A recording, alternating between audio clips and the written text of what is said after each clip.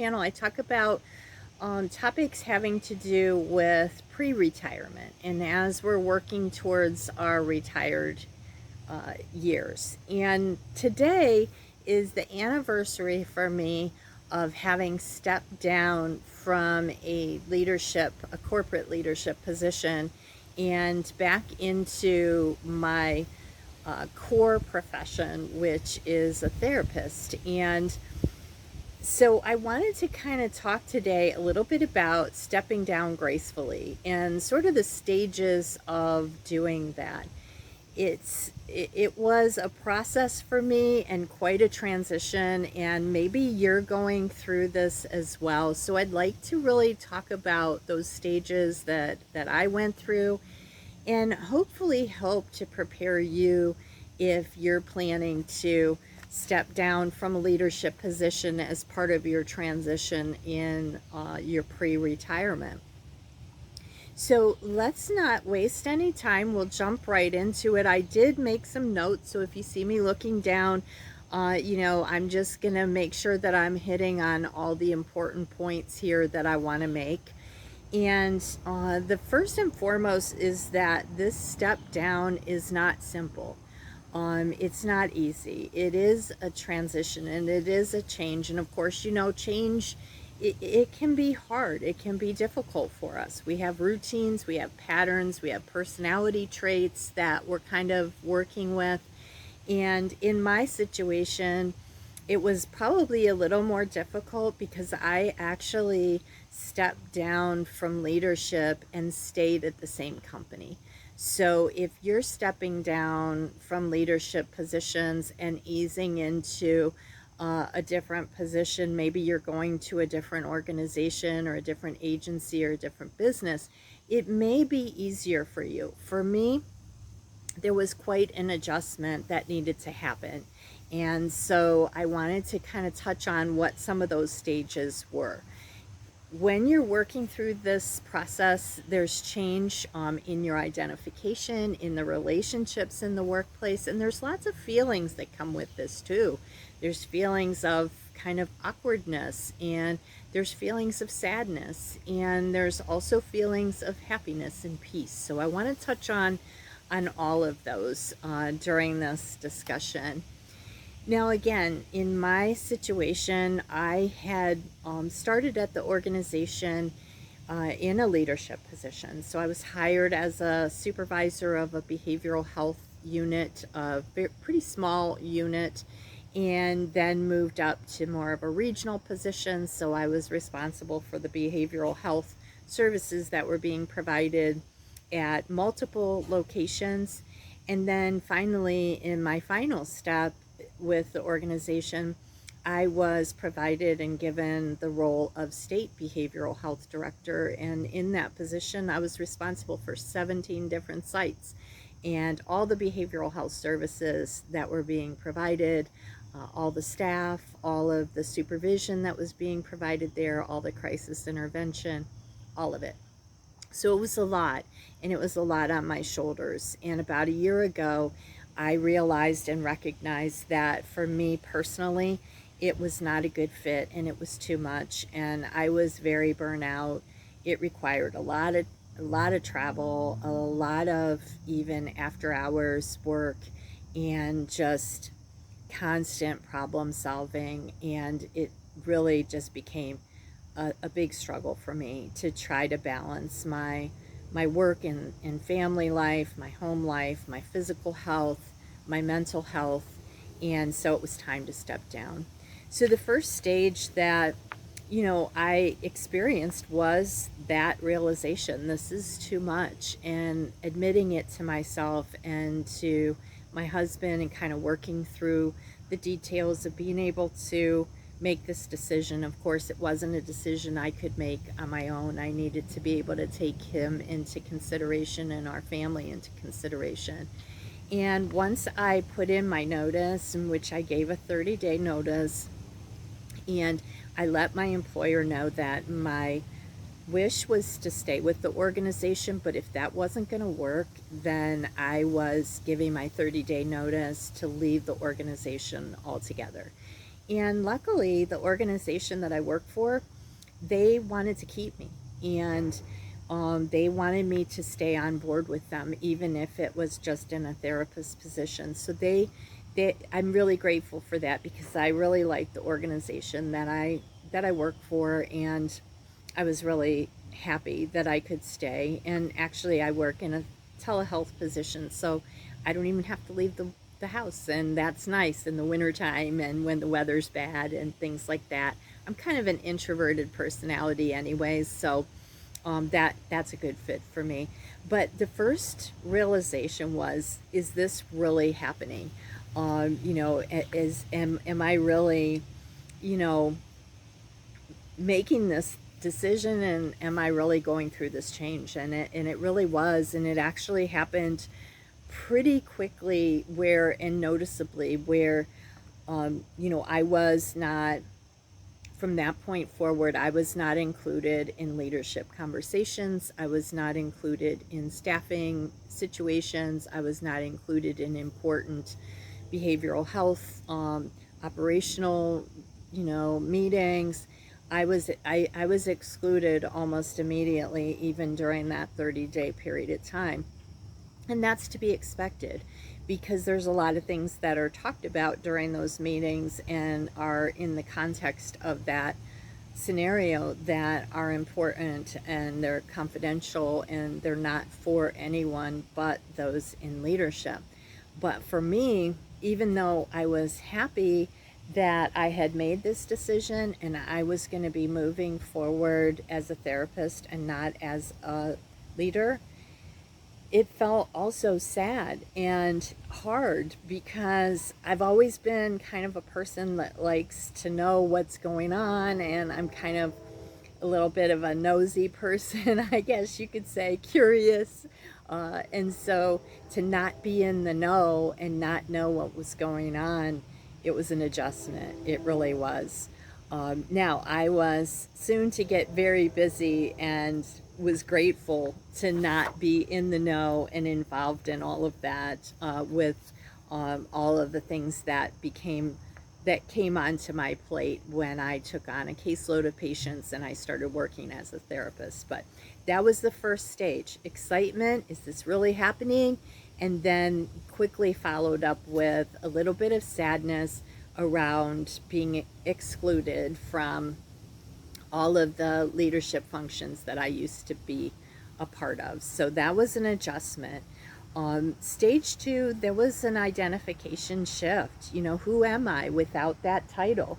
The question of, what is my identity? Because I've always been a leader in most of my positions in this field, and I was in private practice and owned my own business for 14 years. So I was always the boss. I was always the person that people would go to. I was always the one in charge. And so I was very used to that. And so there was a little bit of an identity crisis, honestly, around, like, who am I? And if you're going through this, stage, and if you're going through this process, you can probably relate to a need to realize that leadership does not define us. It's a skill set, yes, and there are personality traits that we have that lend itself to leadership, but it is not the definition of who we are. Who we are is who we are, and there's a lot of parts to that. There's a lot of pieces and parts that make up who we are. Leadership is just one of those. So leadership is not our identity. It's just the skill sets that we have, and we can utilize those in other ways, as well. So the next stage is redefining the relationships at work. If you, like me, are staying in your workplace, or thinking about stepping down from a corporate position and staying where you're at, you will have to redefine the relationships at work. Because, like in my case, those people that I worked with at the time, they all came to me with questions, and they all came to me for permission to do certain things or to approach certain situations. And this was not happening anymore. And so I not only had to remember that for myself, but I, in some ways, had to also remind other people to go to their supervisors or go to the new leadership if they had questions. There was also quite a bit of role reversal in my situation, and that is to say that I supervised all of the behavioral health staff. So, all the behavioral health supervisors, all of the behavioral health providers. And now, in some cases, I was being supervised by those that I was supervising. And so there was a lot of apprehension, and I'm sure on their part as well as my part, like, how do we navigate this? And honestly, there were times where I had to remind myself, you know, don't go there, Lois. I had to erase some things that I was going to say, like type out. We communicate a lot in teams, and there would be times where I would type something. Maybe it was a directive, maybe it was my opinion, whatever the case may be. I had to delete things and really think about what I was saying and how I was presenting myself. And I'm sure for them as well, there was some apprehension and a little bit of angst around how to approach me if I needed to do something different or if I had forgotten to do a task. And probably in their minds, they were probably thinking, oh my gosh, how do I go to Lois and tell her that, she didn't do something right or she needs to make a correction somewhere. And just like any human being, there were times where I needed to do that and I needed to give attention to some things. If you're thinking about this transition for you, just know that there's going to be some role reversal and there's going to be some uncomfortable and awkward moments around the transition. But what you may end up having to do, like I did, is you may have to end up zipping it and or deleting some things or thinking to yourself, that's not my role anymore.